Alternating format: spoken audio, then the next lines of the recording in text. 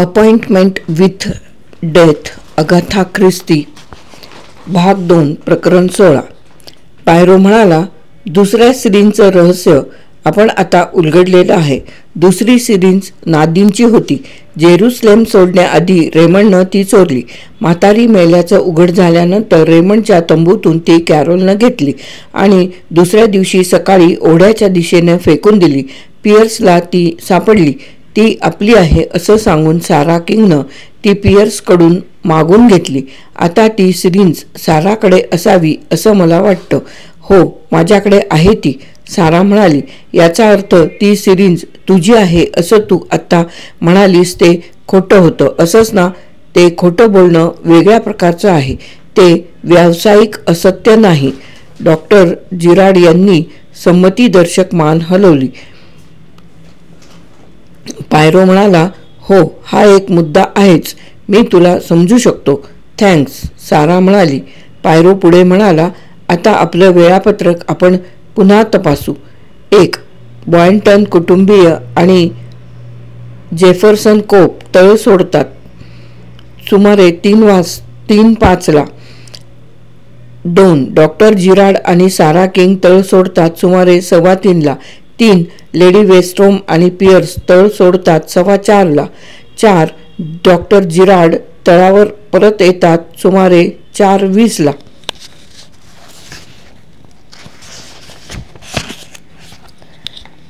Lennox बॉयंटन तळावर परत येतो 4:35ला. नादीन बॉयंटन तळावर येऊन म्हातारीशी बोलते 4:40ला. 7. नादीन बॉयंटन सासूला सोडून जेवणाच्या तंबूकडे जाते सुमारे 4:50ला. 8. कॅरोल बॉयंटन तळावर परत येते 5:10ला. 9. लेडी वेस्टहोम, पियर्स आणि जेफरसन कोप तळावर परत येतात 5:40ला. 10. रेमंड बॉयंटन तळावर परत येतो 5:50. 11. सारा किंग तळावर परत येते 6 वाजता. 12. मृतदेह सापडतो 6:30ला. आता 4:50 नादीन सासूला सोडून गेली. 5:10 कॅरोल तळावर आली. या 2 घटनांत 20 मिनिटांचं अंतर आहे. म्हणजे कॅरोल खरं बोलत असेल तर या 20 मिनिटात म्हातारीचा खून झालेला असावा.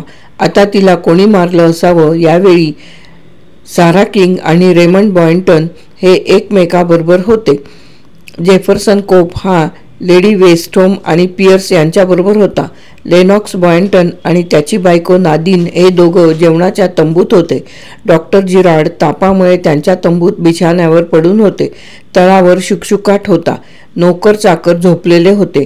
गुन्ह्याला योग्य वेळ होती. हा गुन्हा करणारी व्यक्ती कोण होती? पायरोची नजर जिनेव्हराकडे वळली. कोणीतरी ती व्यक्ती होती. एक व्यक्ती. सर्व वेळ जिनेव्हरा आपल्या तंबूत होती असं आपल्याला सांगण्यात आलेलं आहे, पण प्रत्यक्षात ती संपूर्ण वेळ तिच्या तंबूत नव्हती असाही पुरावा उपलब्ध झालेला आहे. जिनेव्हरानं एक सूचक विधान केलेलं आहे. ती म्हणाली की डॉक्टर जिराड तापाच्या गुंगीत तिचं नाव घेत होते. डॉक्टरसुद्धा असं सांगतात. त्या गुंगीत त्यांनी स्वप्नात जिनेव्हराचा चेहरा पाहिला, पण ते स्वप्न नव्हतं. डॉक्टरांनी प्रत्यक्ष जिनेव्हराचाच चेहरा ती त्यांच्या पलंगाजवळ उभी असताना पाहिलेला होता. ते त्यांना तापाच्या गुंगीत पडलेलं स्वप्न नव्हतं, ते वास्तव होतं. जिनेव्हरा त्यांच्या तंबूत आलेली होती. मग डॉक्टरांची नाहीशी झालेली सिरिंज वापरून झाल्यावर ती परत डॉक्टरांच्या तंबूत ठेवण्यासाठी ती आलेली असण्याची शक्यता नाही का? मानसशास्त्रीय दृष्ट्या ते अगदीच अशक्य आहे का? नादीन धारदार आवाजात ओरडली. हे अगदी अशक्य आहे. वळून तिच्याकडे पाहत पायरोनं विचारलं, का अशक्य आहे? नादीन ताडकन उठली. माझ्या छोट्या नणंदेवर असले अपमानकारक आरोप मी ऐकून घेणार नाही. हे तद्दन खोटे आहेत. हे आम्हा सर्वांना माहीत आहे. जिनेव्हरा अगदी लहान बालकासारखं हसली. निष्पाप, निरागस आणि हृदयस्पर्शी असं तिचं हसणं होतं. नादीन दृढ निश्चयानं पुन्हा खेकसली. अशक्य आहे हे. तिचे डोळे वटारलेले होते. ती पायरोच्या नजरेला नजर भिडवून पाहत राहिली. पायरोनं अभिवादन केल्याप्रमाणे थोडं झुकून म्हटलं, मादाम, तू फार चलाक आहेस. नादिननं थंडपणे विचारलं, तुम्हाला काय म्हणायचं आहे मॉन्सियर पायरो? मला असं म्हणायचं मादाम की सुरुवातीपासूनच माझ्या लक्षात आलेलं आहे की तू फार बुद्धिमान आहेस. तुम्ही स्तुती करताय माझी. मला तसं वाटत नाही. सुरुवातीपासूनच तू फार थंड डोक्यानं परिस्थितीचा अंदाज घेऊन हुशारीनं पावलं टाकलेली आहेत. तू तुझ्या सासूशी बाह्यतः फार चांगलं वागलीस. आज्ञाधारक सुनेचं नाटक उत्तम वठवलंस, पण मनातून तू तिच्या जुलमी हुकुमशाहीचा अत्यंतिक तिरस्कार करीत होतीस.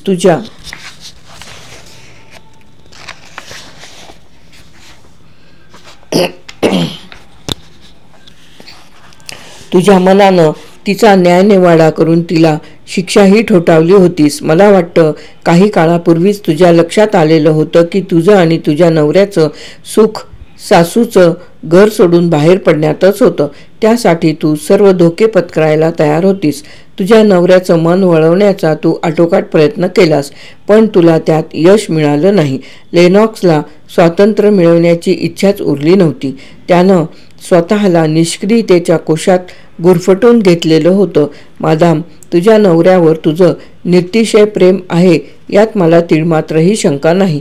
नवऱ्याला सोडून जेफरसन कोपबरोबर जाण्याचा निर्णय तू जेफरसनवर तुझं प्रेम बसावं म्हणून घेतलेला नव्हतास, तर असा धाक दाखवल्यानंतर तरी लेनॉक्स घर सोडायला तयार होईल या आशेने तो शेवटच्या जीवावर उदार होऊन केलेला असाध्य ते साध्य करून घेण्याचा प्रयत्न होता.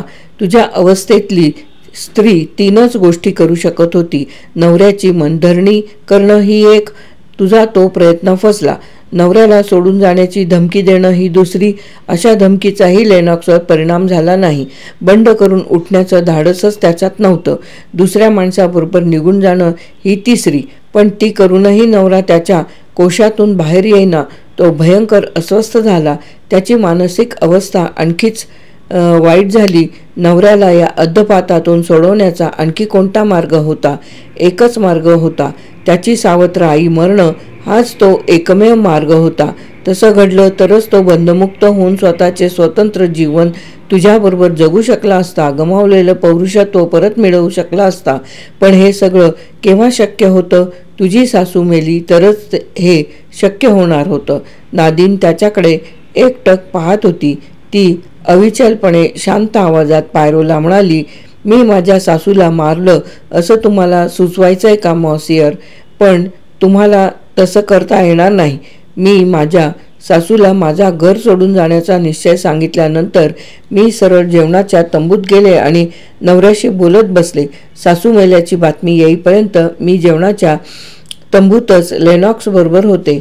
मी घर सोडून जाण्याचा माझा निर्णय सांगितल्यामुळे धक्का बसून ती मेली असल्यास मी तिच्या मरणाला अप्रत्यक्षपणे कारणीभूत झाले असं फार तर म्हणता येईल. पण तसा तिचा मृत्यू झाला असला तर तो नैसर्गिक मृत्यूच नाही का?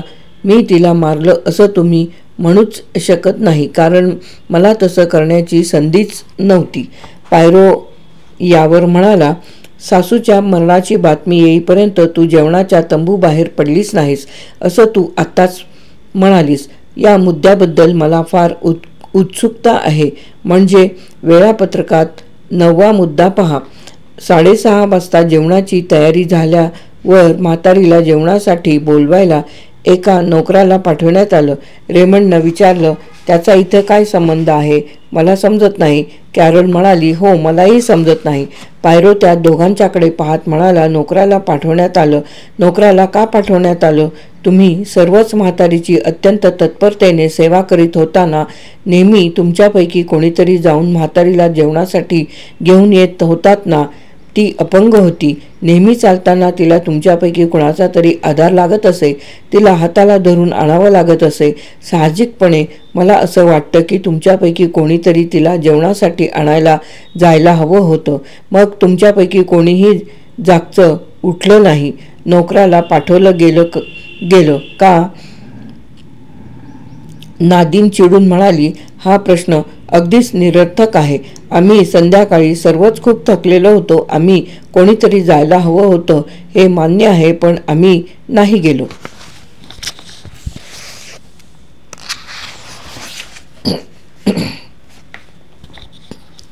तेच त्या विशिष्ट संध्याकाळी मादाम नादिन इतर कोणाहीपेक्षा तू जास्त तिच्या सेवेत तत्परता दाखवायचीस. यांत्रिकपणे का होईना तू ते कर्तव्य कटाक्षानं पाळायचीस. त्या दिवशी संध्याकाळी मात्र तिच्या मदतीला तू गेली नाहीस का? त्याचं उत्तर मी तुला सांगतो. तू गेली नाहीस याचं कारण ती मेलेली आहे हे तुला चांगलं माहिती होतं. नाही मादाम, आता तू काहीही बोलू नकोस. फक्त हरकुल पायरो जे बोलतो ते ऐकून घे. तू सासूशी बोलताना तुला लेडी वेस्टहोम आणि पियर्स यांनी पाहिलेलं आहे. त्या दूरवर असल्यामुळे तुमचं बोलणं त्यांनी ऐकलेलं नाही. तू बोलत होतीस म्हणजे प्रत्यक्षात काय करत होतीस याबद्दलचा माझा अंदाज सांगतो. तू सासूला ठार मारण्याचा बेत मोठ्या हुशारीने आखलेला होतास. डॉक्टर जिराड सकाळच्या फेरफटक्यासाठी गेलेले असताना तू त्यांच्या तंबूत शिरलीस. त्यांच्या औषधांच्या पेटीत तुला हवं असलेलं विष तुला मिळेल याची तुला खात्री होती. तू नर्स असल्यामुळे तुला याबाबतची बरीच माहिती होती. तू पेटीतून डिजिटॉक्सिन काढून घेतलंस. अशाच प्रकारचं सौम्य विष मिश्रित केलेलं औषध म्हातारी घेत असे. तू सिरिंजही घेतलीस. तुझी सिरिंज नाहीशी झाल्यामुळे तुला डॉक्टरांची सिरिंज घ्यावी लागली. तुझं काम झाल्यावर डॉक्टरांच्या नकळत ती परत जागच्या जागी ठेवण्याचा तुझा बेत होता. प्रत्यक्ष खून करण्यापूर्वी तू नवऱ्याचं मन वळवण्याचा शेवटचा प्रयत्न केलास. तू त्याला सोडून जेफरसन कोपशी लग्न करण्याचा तुझा निश्चय नवऱ्याला सांगितलास. तो भयंकर अस्वस्थ झाला, पण तुझ्या अपेक्षेप्रमाणे तुला प्रतिसाद द्यायला तो तयार झाला नाही. तेव्हा तू सासूला मारण्याचा बेत अंमलात आणण्याचं ठरवलंस. परत तळावर आल्यानंतर तू सासूशी बोललीस. विषानं भरलेली सिरिंज तुझ्याजवळ तयार होतीच. तू बोलताना म्हातारीचं मनगट पकडून तिला विषाचं इंजेक्शन दिलंस. तू नर्स असल्यामुळे तुला ते सहज साध्य होतं. तू काय करते आहेस ते सासूला समजण्याआधीच तू आपलं काम करून टाकलंस. दूरवरून त्या दोघींनी तुला वाकून सासूशी बोलताना पाहिलं, पण वाकून तू सासूला इंजेक्शन देत होतीस. नंतर तू मुद्दामच तुझ्या तंबूत जाऊन खुर्ची घेऊन आलीस आणि सासूच्या शेजारी बसून तिच्याशी बोलण्याचं नाटक केलंस. म्हातारीचा काही क्षणातच मृत्यू झाला असावा. तू बोलत होतीस ते मेलेल्या म्हातारीशी, पण त्याची कुणाला कल्पना येणार? नंतर तू उठून खुर्ची परत आपल्या तंबूत नेऊन ठेवलीस आणि जेवणाच्या तंबूकडे निघून गेलीस. तुझा नवरा तिथं काहीतरी वाचित बसलेला होता. त्यानंतर तू जेवणाच्या तंबूतून बाहेर पडलीच नाहीस. म्हातारी हृदयक्रिया बंद पडून मेली असं समजलं जाईल याची तुला खात्री होती. एक गोष्ट सोडून तुझी योजना सफल झालेली होती. तुझ्या अपेक्षेप्रमाणे तुला सिरिंज परत जागच्या जागी ठेवता आलेली नव्हती, कारण डॉक्टर जिराड मलेरियाच्या तापानं फणफणत त्यांच्या तंबूत परत आलेले होते. तुला माहीत नसलं तर सांगतो, सिरिंज नाहीशी झाल्याचं डॉक्टरांना त्याचवेळी समजलेलं होतं. क्षणभर खोलीत भयान शांतता पसरली. दुसऱ्याच क्षणी लेनॉक्स बॉयंटन ताडकन उठून म्हणाला, नाही, हे खरं नाही. नादिनला असलं काहीही करणंच शक्य नव्हतं. माझी आई आधीच मृत झालेली होती. क्षणभर पुन्हा शांतता पसरली. लेनॉक्स खचून खुर्चीवर बसला आणि थरथरता हात तोंडावर फिरवीत म्हणाला, माझ्या आईला मी मारलेलं आहे. डॉक्टरांच्या तंबूतून तू हे विष काढून घेतलंस? हो. कधी? सकाळी. हो, सकाळी. आणि सिरिंज? हो, सिरिंजही मीच घेतली. आईला का मारलंस तू? काय म्हणून विचारताय? सांगतो. माझी बायको मला सोडून जेफरसन कोप बरोबर जाणार होती.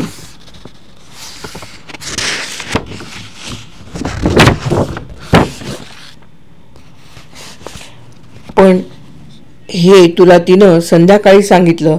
तू तर म्हणतोस की विष आणि सिरिंज तू सकाळी काढून घेतलं होतं. बायकोनं तुला सोडून जाण्याचा इरादा सांगण्याआधी थरथरता हात चेहऱ्यावरून फिरवीत तो म्हणाला, का तुम्ही माझ्यावर असा प्रश्नांचा भडीमार करता आहात? त्यानं आता काय फरक पडणार आहे? फार मोठा फरक पडणार आहे मॉसेर लेनॉक्स. तू आता सत्य ते सांगून टाकलेलं बरं. सत्य? हो सत्य. तुम्हाला सत्य हवंय ना? सांगतो, पण त्यावर तुमचा विश्वास बसेल की नाही हे मला माहीत नाही, पण सांगतो.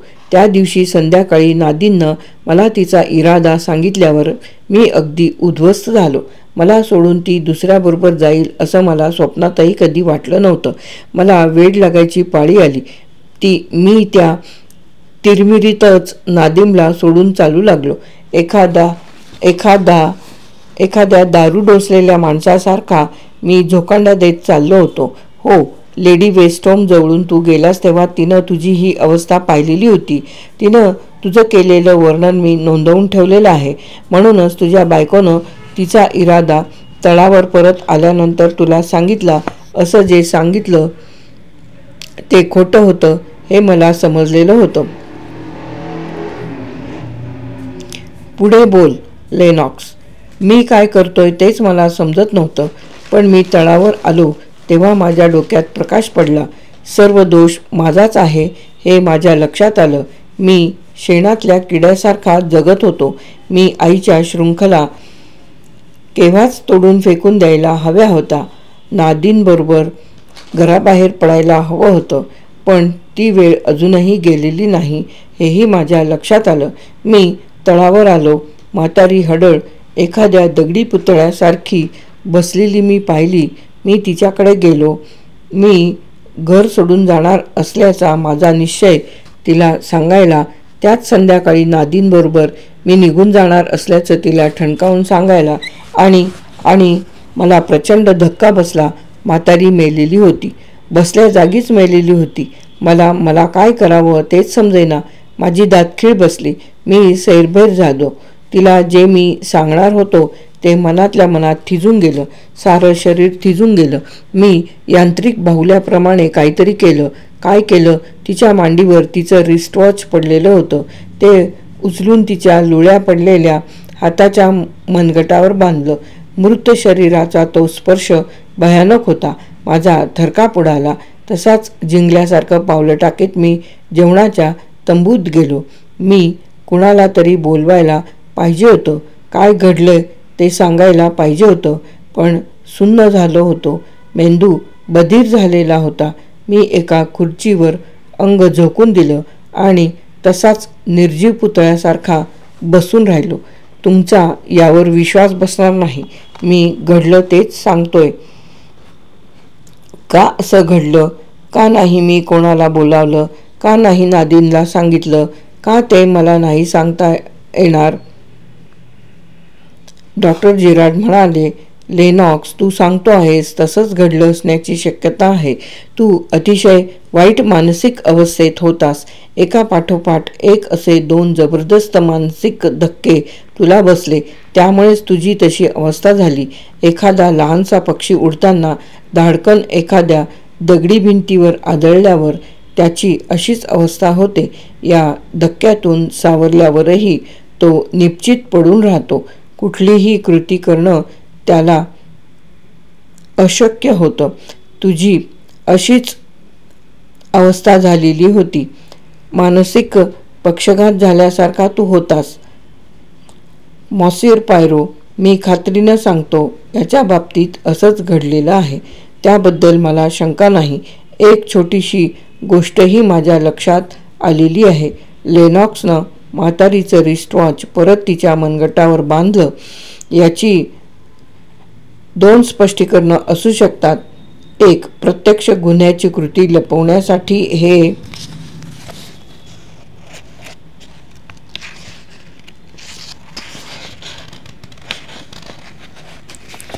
केलं गेलं असावं.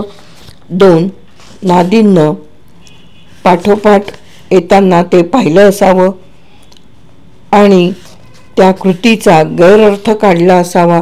म्हातारीजवळ गेल्यानंतर तिला म्हातारी मेल्याचं आढळून आलं. तिच्या मनगटावर इंजेक्शन टोचल्याची खूण तिनं पाहिली आणि तिनं सरळ असा निष्कर्ष काढला असावा की हे कृत्य आपल्या नवऱ्यानंच केलेलं आहे. आपण आपला इरादा त्याला सांगितल्यामुळेच त्यानं असं केलं असावं. आपणच नवऱ्याला खून करायला प्रवृत्त केलेलं आहे. हे बरोबर आहे ना नादिन? हो, पण मॉसियर, तुम्हाला खरोखरच माझा संशय आलेला होता का? नादीननं विचारलं. तू हे कृत्य केलं असण्याची शक्यता मला वाटत होती. मग आता सांगा मॉन्सियर, खरं काय घडलं?